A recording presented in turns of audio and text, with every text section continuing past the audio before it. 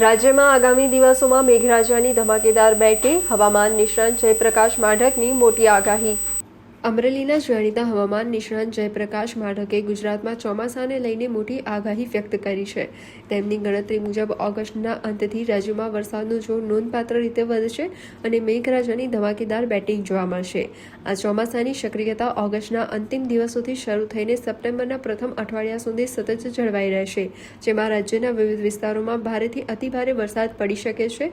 વરસાદની આ મોટી આગાહીને પગલે ખાસ કરીને ખેડૂતોને પાકની સુરક્ષા માટે અને સ્થાનિક તંત્રની પૂર તથા જળબંબાકાર જેવી પરિસ્થિતિ સામે પૂર્વ તૈયારીઓ માટે સાવચેત રહેવા અપીલ કરવામાં આવી છે.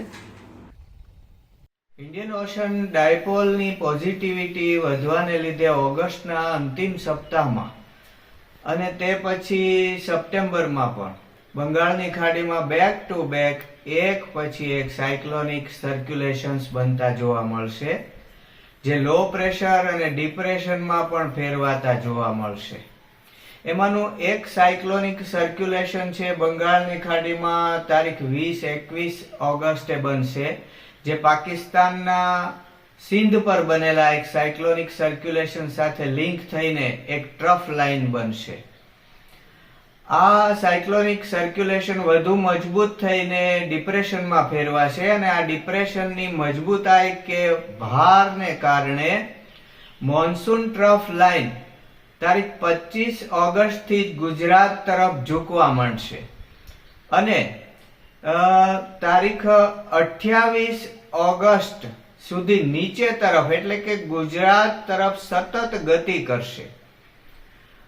28 ઓગસ્ટથી 1-2 સપ્ટેમ્બર દરમિયાન લગભગ ગુજરાત ઉપર જ આ મોન્સૂન ટ્રફ લાઇન રહેશે, જેથી 28 ઓગસ્ટથી 2 સપ્ટેમ્બરના સમયગાળામાં ભારેથી અતિભારે વરસાદ થવાની સંભાવના રાજ્યમાં રહેલી છે.